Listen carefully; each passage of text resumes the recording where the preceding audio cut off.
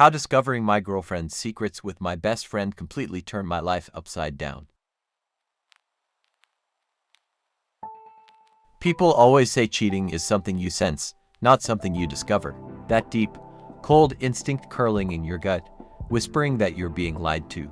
I used to roll my eyes at that. I believed in communication, trust, honesty, all the things relationship books preach. Funny how all those books forget to mention what it feels like when the person you trust the most turns into a stranger in a single night. My name's Daniel, I'm 29, and this is the story of how my 5-year relationship shattered in less than 5 minutes, and how I decided I wouldn't go down quietly. It started with something small, like these stories always do. My girlfriend, Marissa, had been acting distant for weeks. She worked late more often than usual, hid her phone screen when messages popped up, laughed at jokes she didn't explain. She kept telling me she was just tired, just stressed, just busy. And I kept believing her, because what else do you do when love makes you blind? The night everything changed, she told me she was having a girls' spa evening. I didn't think twice about it. I even bought her favorite bath salts that morning and left them on her pillow. Like some doting idiot, she barely reacted. Around 9 p.m., I got a headache and decided to walk to the convenience store to buy painkillers. Taking the shortcut behind the Metro diner, I saw a familiar car parked under the broken streetlight. Marissa's car. The sticker of the little cartoon cat on the bumper was unmistakable. My first reaction wasn't suspicion, just confusion. Maybe the spa was nearby. Maybe the girls stopped for food. Maybe I was overthinking it. But as I moved closer, I realized the passenger door was fogged up from the inside. And then I saw her, inside the car, with someone. At first I froze, like my brain refused to process what my eyes were seeing. Her hair tangled in someone's hands. Her face tilted upward. Their bodies too close to be anything but intimate. Their voices soft and breathless through the cracked window. The man with her was my best friend, Aaron. I dropped the bag I was carrying. The sound made them both jerk up. Marissa's eyes met mine, horror flooding her face. Aaron scrambled away from her like I was holding a gun. "Daniel, please, it's not what it looks like," she sputtered, desperately pulling her shirt back into place. Which, of course, is the oldest click in the book. I didn't shout. I didn't cry. I didn't punch him, even though every instinct screamed for it. I just stared at them, feeling my world turn to ash. I remember thinking how strange it was that I wasn't shaking. I felt numb, heavy, like my emotions had been unplugged from the inside. When I finally spoke, my voice sounded too calm to be real. "How long?" Silence. Then Aaron mumbled, "A few months." Months. Not days. Not weeks. Months. Marissa broke down crying, reaching for me through the half-open door. I stepped back, her fingers grasped at air. Something inside me finally clicked, like a switch I didn't know I had. "Okay," I said quietly. "I understand." They both froze, confused. They expected rage, a breakdown, anything but acceptance. But in that moment, I decided something important. If they wanted to betray me, I wouldn't stop them. I'd simply make sure they regretted it. I walked away without another word. I didn't need to slam the door or make a scene. Silence hurt them more. When I got home, I sat in the dark, replaying every memory with the two people I trusted most: vacations, birthdays, late-night conversations, all poisoned now. I felt foolish for every moment I ever defended them, supported them, believed in them. But as the night grew deeper, something changed inside me. The numbness sharpened into clarity. I realized they didn't just betray me. They underestimated me. They thought I'd collapse and disappear quietly, leaving them to play out their little fairy tale without consequences. They were wrong. Because the truth is, I knew things. Things neither of them realized I knew. Things that could break their shiny little worlds apart. And I wasn't above using any of them. That was the night everything shifted. That was the night I stopped being the victim and started being the narrator of my own revenge. The morning after I caught them, the world felt unnaturally quiet. Like everything had been padded in cotton. I expected to wake up shattered, angry, or drowning in heartbreak. But instead I felt something sharper and colder settling inside me. Not rage, not grief, clarity. A kind of clarity I had never experienced before. The clarity of someone who has been pushed past the point of no return, and now sees everything for what it truly is. Marissa didn't come home that night. She didn't dare. But my phone exploded with notifications starting at 9 a.m. First a flood of texts from her, then calls, then voicemails. She alternated between crying, apologizing, and trying to explain that it wasn't really cheating because we were going through a rough patch, which was news to me, considering I had been blindsided by all of it. But I didn't respond. Not once. Ignoring her wasn't cowardice, it was tactical. Guilty people crumble under silence much faster than under yelling, and I wanted her mind racing, not her defenses up. I didn't touch Aaron's messages either. His were shorter, more panicked, more pathetic. He tried to justify things with excuses like it just happened. We didn't mean to fall for each other. And my personal favorite, we were going to tell you soon. Yeah, sure. In the same way thieves planned to turn themselves in. But while they were both spiraling, I was sitting at my desk with my laptop open, staring at Marissa's email inbox, the one she forgot to log out of a month earlier. I had never snooped before. I hated people who did stuff like that. But something inside me had transformed overnight. Morality becomes flexible when betrayal shifts the ground under your feet. Reading through her messages with Aaron was like watching the slow-motion replay of my own humiliation. Everything matched what I had already discovered: months of cheating, mockery of my trust, plans for their secret dates. But then I found something even better. Messages with another guy, someone named Jay. Flirty, bold, full of inside jokes and late-night I miss you texts. Emotional cheating at minimum. Maybe more. I didn't know yet, and I didn't need to. What mattered was simple. Marissa wasn't just cheating on me with Aaron, she was also cheating on Aaron behind his back. And that was when the revenge plan practically wrote itself. I took screenshots of every message with Jay, organized them into a neat little file, and emailed them anonymously to Aaron with one sentence. Are you sure you're the only one? No signature, no context, just a match dropped into a room full of gasoline. I didn't stick around to witness the flames. I had other fires to start. Next, I went after the thing they both took for granted. Our friend group. Now, I wasn't the leader or anything dramatic like that, but I was the one who kept everyone connected. I hosted the game nights. I planned birthdays. I found restaurants and set up trips. When someone like that withdraws suddenly, people notice. When they ask why and you tell them the exact truth, that your best friend and your girlfriend were sneaking around behind your back, they don't hesitate. The group chat went silent for about 3 minutes before it detonated. Everyone was angry. Not theatrical, gossip-hungry angry, genuinely disgusted. Betrayal like that is social rot. It spreads. It sours the atmosphere. Nobody wanted that stain near them. Half the group blocked Aaron within the hour. A few blocked Marissa too. Others sent me long messages reassuring me they were on my side. And suddenly, the two of them were outside the social circle they used to enjoy, staring in through a locked window. But I wasn't finished. Marissa and I lived together, and I knew at some point she would try to come pick up her things or force a conversation. I wasn't giving her the chance. I took the day off work, packed all her belongings neatly, no damage, no pettiness, and placed the boxes in the living room. I changed the locks the same afternoon. When she showed up later, knocking for 15 minutes straight, begging me to let her in, I simply said through the door, "Your stuff is inside. I'll step out when you leave. You have 10 minutes. She cried, threatened, pleaded, tried everything she could to get me to open the door. I stayed silent. Eventually, she left. That was the last time she ever stepped foot into what used to be our apartment. While she spiraled emotionally, Aaron was unraveling too. He must receive the mail by then, because he started posting vague messages on his socials about being betrayed and finding out the truth about people. I didn't comment. I didn't need to. His imagination was doing all the heavy lifting for me. That's the thing about people who cheat. Deep down, they know they're capable of being cheated on too. But the best part, the real masterpiece, came from something neither of them expected. Aaron and I worked at the same company. Different departments, but still connected. He was on track for a major promotion, one he'd been bragging about for months. And normally I wouldn't sabotage someone's career. But Aaron's side project over the last few months involved disappearing during work hours to see Marissa. And I had proof, texts, emails, timestamps. Our company took productivity violations very seriously, so I forwarded everything anonymously to HR. Not out of spite, out of poetic symmetry. If he had used company time to betray me, why shouldn't the company know? Within a week, his promotion vanished. Rumor had it he was put on performance review. He stopped showing up to social events entirely. And Marissa, she tried to move on to Aaron officially, but their relationship fell apart almost immediately. Too much insecurity, too much suspicion, too much truth revealed at exactly the wrong time. They imploded quietly, messily, and beautifully.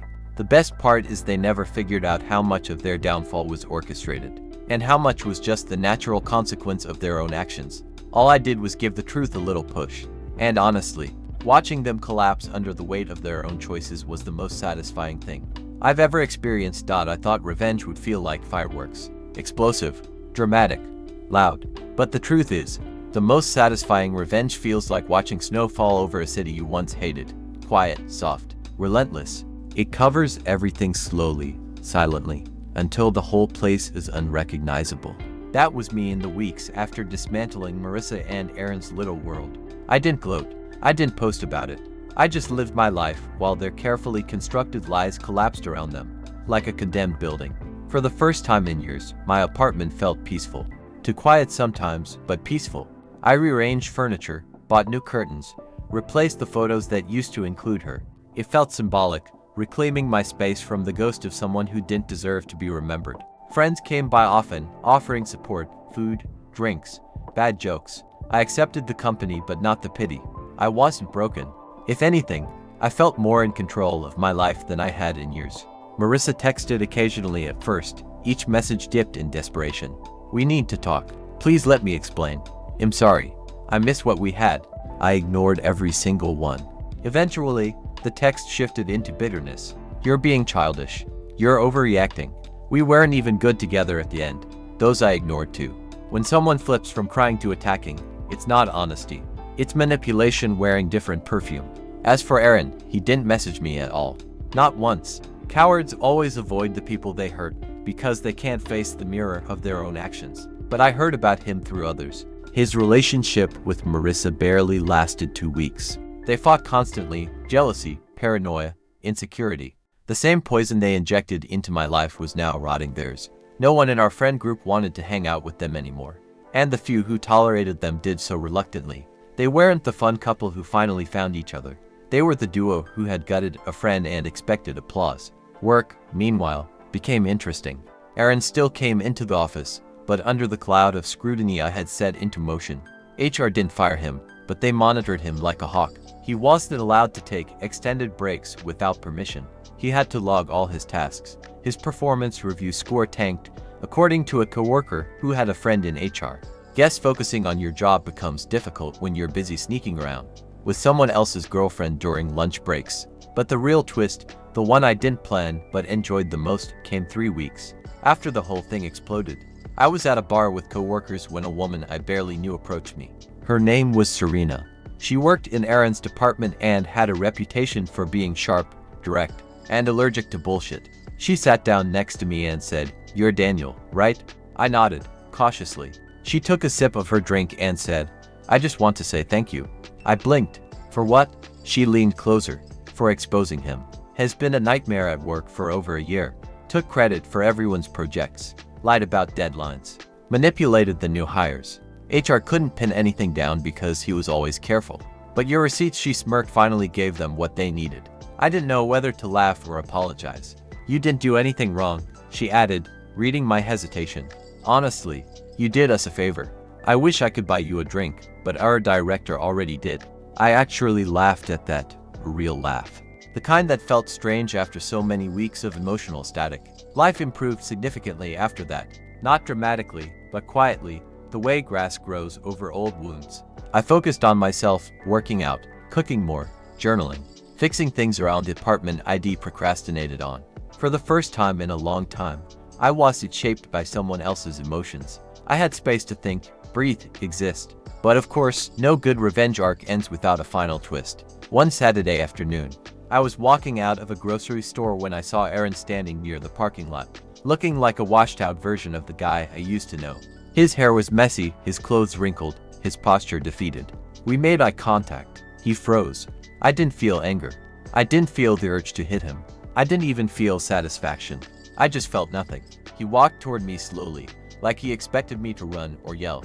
When he got close enough, he let out a shaky breath. "Daniel, man, I'm sorry." The words sounded foreign coming from him. He looked like someone who had rehearsed the sentence in his head for days. I stared at him silently. He swallowed. "I messed up. I know that. I lost everything because of it. My friends, my promotion." "Marissa," he paused. "I just wanted to tell you I hope you're doing better than I am." I let the silence stretch until it snapped. "You didn't lose Marissa because of me," I said quietly. "You lost her because of who she is. And you lost everything else because of who you are.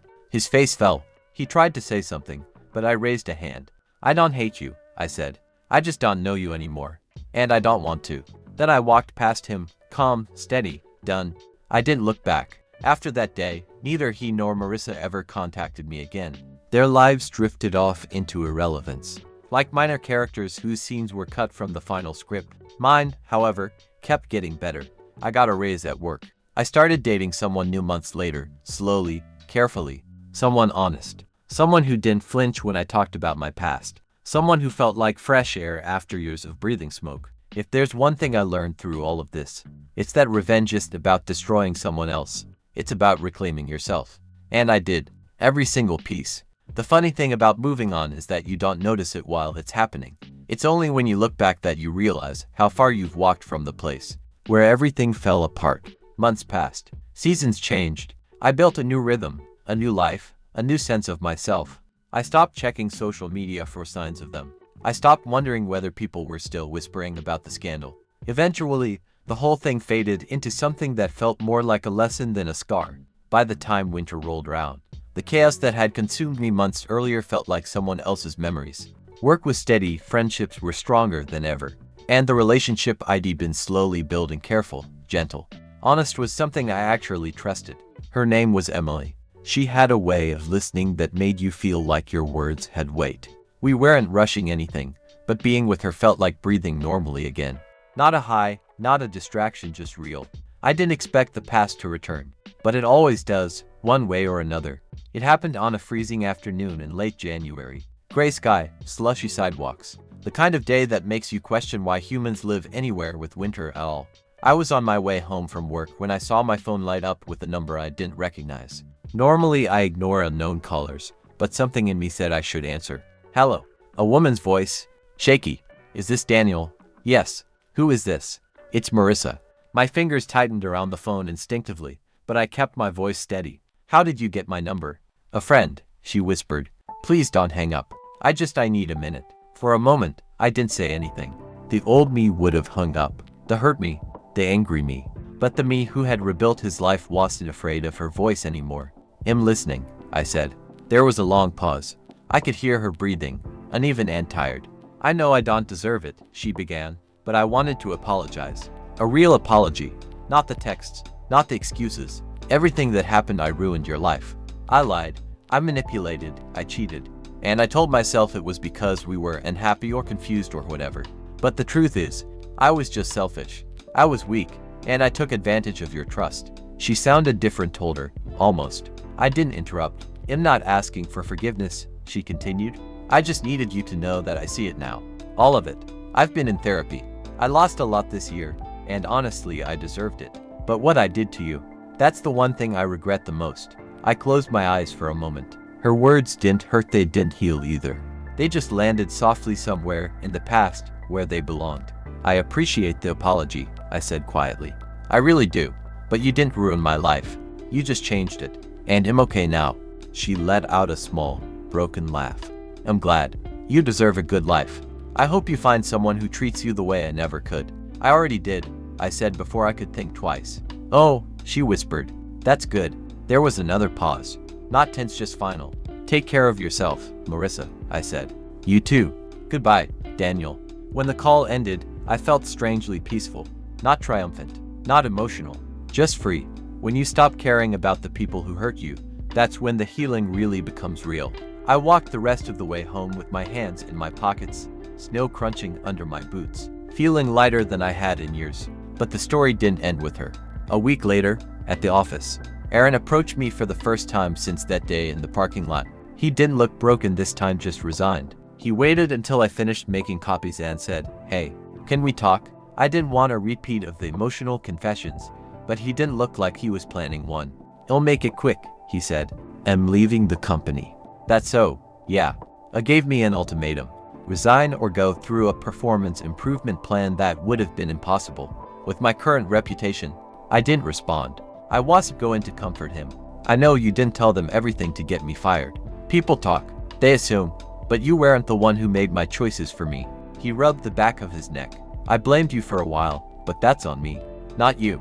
I nodded once. "Professional. detached. For what it's worth, he added, I hope things work out for you. And that was that. No drama. No outburst. No fake apologies. Just two people acknowledging the end of something that should have ended long before the betrayal. When he walked away, I didn't feel anything except relief that this chapter was finally closing for good. Life went on. Work got calmer. My relationship with Emily became something stable, steady, and genuine. My friendships deepened. I learned how to trust again, not blindly, but not fearfully either. We even took a small weekend trip together that spring, and I realized, sitting next to her in the car, laughing about something stupid, that I no longer felt that emptiness in my chest that had lived there after the breakup. The revenge, the exposure, the confrontations, they weren't what healed me. What healed me was choosing myself again, bit by bit, day by day. Months later, I found an old photo tucked in a book I hadn't opened in years. It was of me and Marissa, smiling at some party, long before everything fell apart. For a moment, I stared at it not with sadness or longing, but with gratitude that I wasn't that version of me anymore. I slipped the photo back into the book and closed it, feeling like I was closing the last page of a very long chapter. The past didn't define me anymore. It shaped me, it taught me, but it no longer owned me. And that, I realized, is the best revenge of all, living a life so peaceful, so genuine, so full of people who actually care, that the ones who wronged you simply fade into the background of a story you've long outgrown.